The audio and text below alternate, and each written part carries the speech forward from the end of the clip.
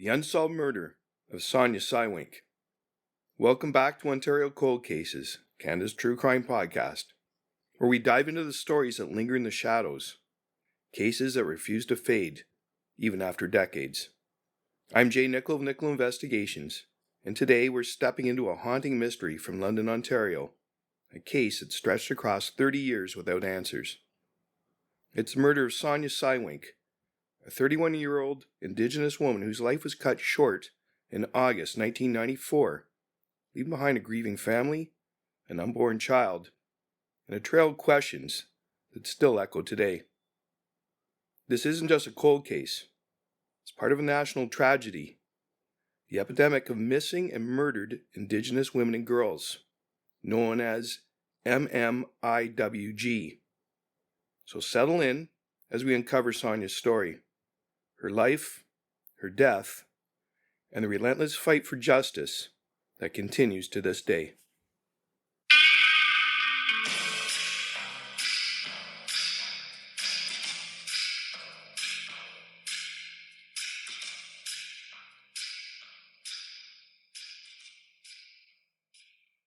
Hello, I'm Jay Nicoll of Nicoll Investigations, and this is Ontario Cold Cases, Canada's true crime podcast.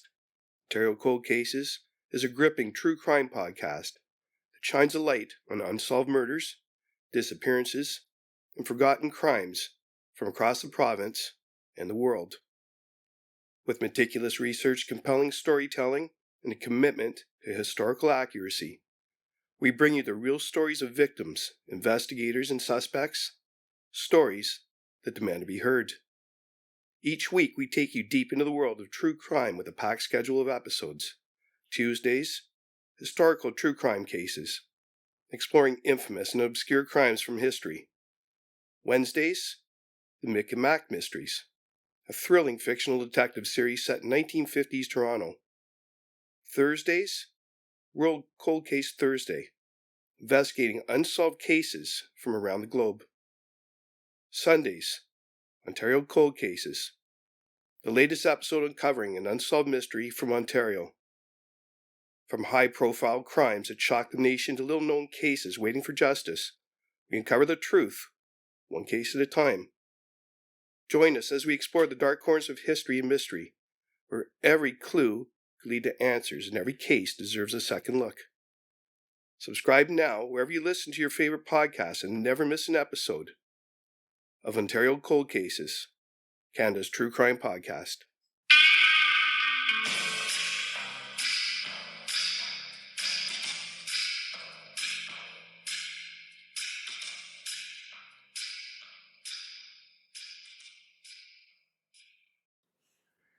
Sonya's life. Sonya Nadine May Cywink was born on August 19, 1963, in Little Current, a small town on Manitoulin Island in northern Ontario. She was the second youngest of 13 children, born to Wilfred Laurier Cywink Sr. and Estelle McGregor, a family rooted in the Whitefish River First Nation community. Picture a bustling household near McGregor Bay, kids running around, the smell of wild berries in the summer air, and the sound of waves lapping against the dock where Sonya loved to swim. Her older sister, Meggie Cywink, remembers her as the heart of the family, gentle, kind and warm, with a smile that could light up a room. Sonya was the type to pick berries with her siblings, play with her little sister Anastasia, and even dress them in matching outfits, like a big sister playing mum. But Sonya's childhood wasn't all carefree moments. Like many Indigenous families, Cywinks faced challenges tied to Canada's colonial legacy, poverty, systematic barriers, and the ripple effects of intergenerational trauma. By her late teens, Sonya's life took a sharp turn. At 18, she moved away from home and started living with a boyfriend in an environment where drugs were a constant presence. For over a decade, she wrestled with addiction, a cycle of highs and lows that pulled her in and out of the life her family knew. Meggie says when Sonya was sober, she was her true self, happy, caring, full of love. But when she was using, she vanished for days, caught in a struggle she couldn't escape. In late 1992 or early 1993, Meggie stepped in. She got Sonya into a treatment facility in London, Ontario, about 600 kilometers south of Manitoulin Island. For 10 months, Sonya stayed clean, a glimmer of hope that maybe, just maybe, she'd turn things around. But by spring 1994, that hope crumbled. Sonya relapsed, and to support her habit, she turned to sex work in London's East End. She was living in a rough part of the city, Old East Village, where the streets buzz with activity, not all of it safe. At the time of her death, Sonya was 31 years old and 24 weeks pregnant, a fact her family wouldn't learn until after she was gone. The murder. Let's set the scene. It's the early hours of August 26, 1994. London, Ontario is quiet. Well, mostly. In the Old East Village, near the corner of Dundas and Nicoll Streets, the night is still alive. This is a gritty pocket of the city. Pawn shops, dive bars, people moving through the shadows. Sonya Cywink is last seen here around 2 a.m., possibly getting into a red convertible, potentially picked up at Town and Country Saloon, 765 Dundas Street, London, Ontario. She's alone, maybe waiting, maybe walking. No one knows for sure. No witnesses have come forward with a clear account of those final moments. And then she vanishes. 4 days later, on August 30th, a man foraging for wild mushrooms stumbled across a nightmare in the woods. He's out the Southwold Earthworks National Historic Site, a remote spot on Iona Road in Elgin County, about 40 minutes southwest of London. This isn't just any place. It's a sacred site, once home to the neutral Iroquois people between 1450 and 1550. Surrounded by dense forest and rolling farmland, it's the kind of place you don't end up by accident. There, hidden among the trees, you find Sonya's body. She's wearing only a t-shirt and socks, her body battered by blunt force trauma. An autopsy later confirms she's 24 weeks pregnant. A child she never got to hold. The details of her death are murky. Did Sonya die at the Southwold Earthworks? Or was she killed somewhere else and dumped there? The Ontario Provincial Police, or OPP, haven't said, keeping forensic specifics under wraps to protect the case. What we do know is the violence she endured. Blows that ended her life, and the life of her unborn son, whom her family later named Jacob. The initial coroner's report from March 24th, 1995, by Dr. Hans Sepp, listed the cause of death as trauma associated with cocaine intake, with the manner undetermined, stamped September 25th, 1995. However, 2016 review by Dr. Michael Polinen concluded it was a homicide due to assault injuries around the time of death, suggesting cocaine was not the separable cause. It's a chilling image. Pregnant woman, alone in the dark, meeting a brutal end in a place tied to Indigenous history. Was that location a coincidence? Or did her killer know exactly where they were taking her? Up next, the investigation.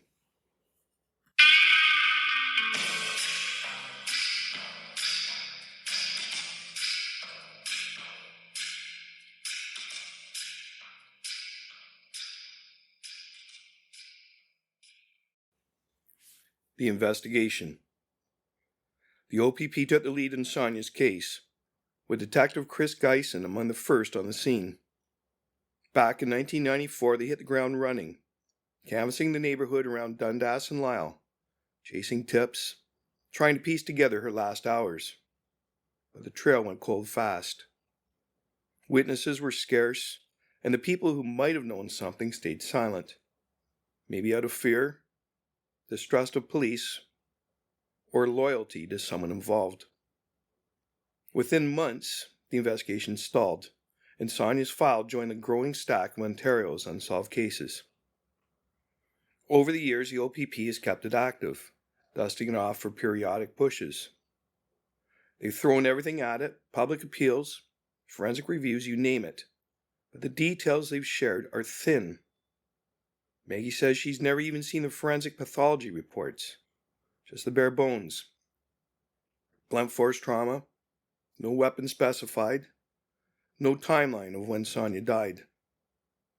Was it that morning she disappeared, or days later? The family's left guessing. In 2023, OPP Detective Inspector Randy Gaynor suggested the death might not be a homicide due to drugs, acknowledging mistakes in basic note-taking and miscommunication internally.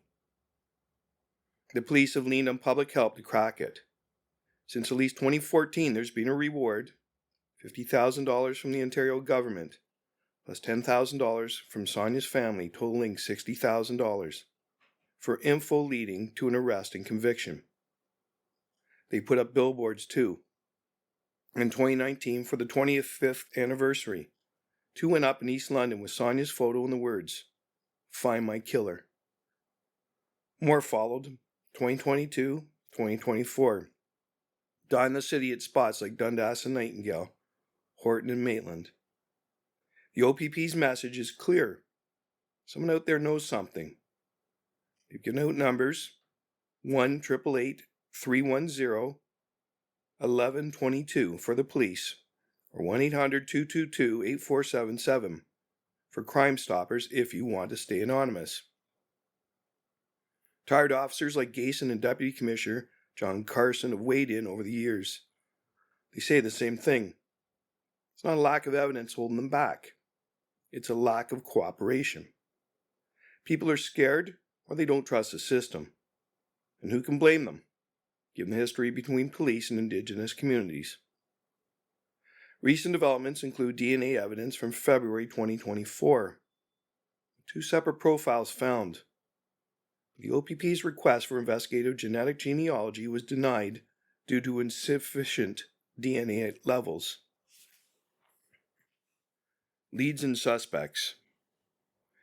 Numerous persons of interest have been identified, with Larry Fink, the father of Sonya's baby, a significant figure, interviewed and suspected but denying involvement, dying in 2021.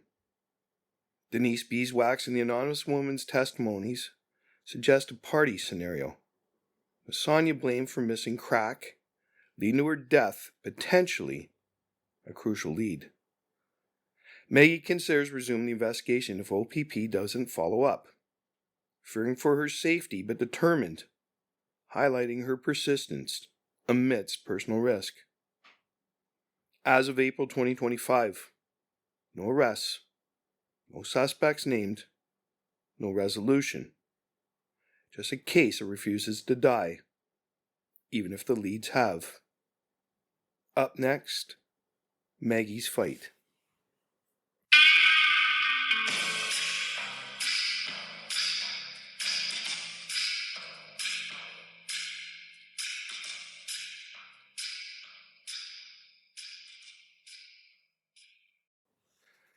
Maggie's fight.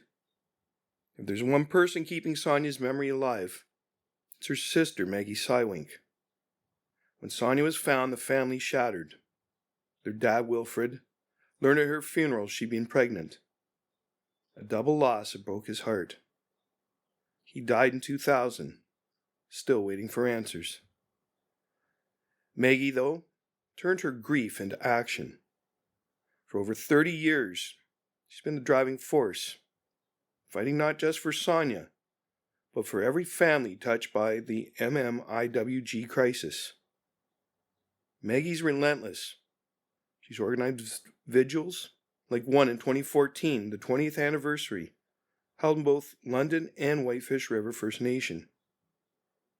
She's hosted teach-ins in places like the Nemerand Friendship Center, turning pain into education about violence prevention. She's even pushed to join the investigation herself, arguing that people might talk to her, a grieving sister, when they won't talk to cops. The OPP said no, citing protocol. You can hear the frustration in her voice. She's tired of waiting. In 2017, Meggie took her fight bigger, serving as a special advisor to Ontario's Attorney General during the national inquiry into missing and murdered Indigenous women and girls. She's built a database of at least 1,972 MMIWG cases going back to the 1800s, way more than the RCMP's count of 1,200 from 1980 to 2012. It's a labor of love and rage, proving this isn't a new problem. It's a Canadian legacy. Meggie's got theories too. She's heard the same names pop up over the years. People Sonya might have known. In 2022, she got fresh info and handed it to the OPP, though she's keeping it close to her chest for now. She believes a killer's still out there, maybe even in London, living with what they did. Meggie recorded interviews, including with Denise Beeswax in 2019, who said Sonya was picked up at Town & Country Saloon, went to a party, and died after being blamed for missing crack. Smacked and fell. An anonymous woman in 2023, a former suspect, said she was at the party, gave drugs, and Sonya was beaten.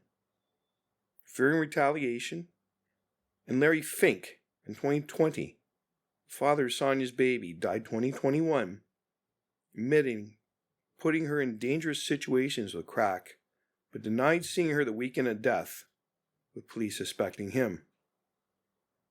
And she's not stopping. Meggie is not stopping. Not for peace, not for justice, not until someone answers for Sonya and Jacob. The broader impact. Sonya's story doesn't exist in a vacuum. Her murder is one piece of a much bigger, uglier puzzle. The crisis of missing and murdered Indigenous women and girls. Indigenous women make up just 4% of Canada's population. They account for 16% of female homicide victims and 11% of missing women. Those stats come from the Assembly of First Nations, and they're a gut punch. The 2019 National Inquiry dropped 231 calls for justice to fix this. Systemic racism, police failures, underfunding. But 6 years later, only 2 are fully done. 2. Sonya's case fits the pattern. An Indigenous woman struggling with addiction, caught in a vulnerable spot, killed with no justice in sight. And that Southwold Earthworks location, it's hard not to wonder if it's symbolic. A sacred Indigenous site turned into a grave. Did the killer pick it on purpose? Was it someone local? Someone who knew its history? We don't know. But it adds a layer of weight to an already heavy story. This isn't just about Sonya. It's about a country that's failed her and thousands like her. Meggie's work, the billboards, the vigils, they're all cries for change. 30 years on, the silence from those who know the truth is deafening. Up next, a call to action.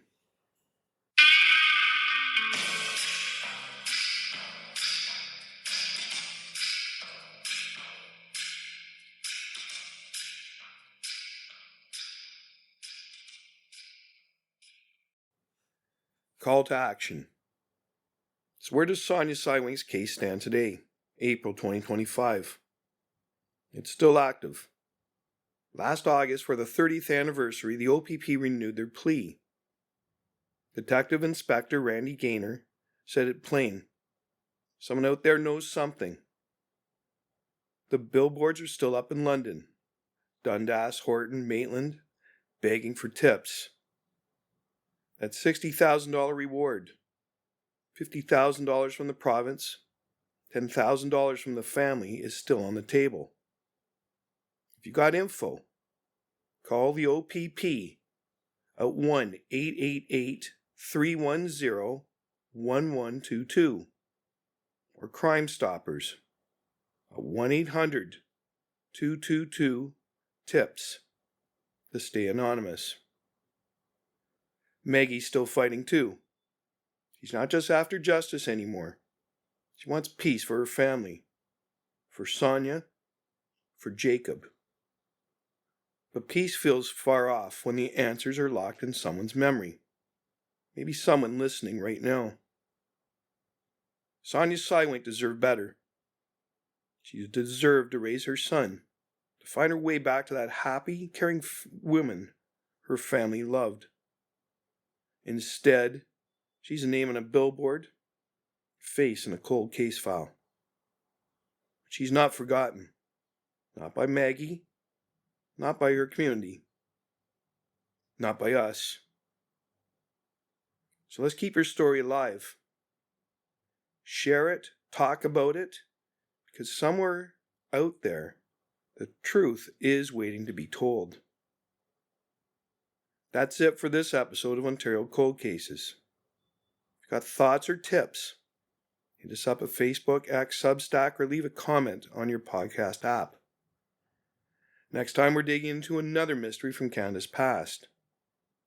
Until then, stay curious and stay safe. Subscribe now to Ontario Cold Cases, Canada's True Crime Podcast. Episodes available wherever you get your podcasts. This is J. Nicoll of Nicoll Investigations, because every case deserves answers, and every victim deserves justice.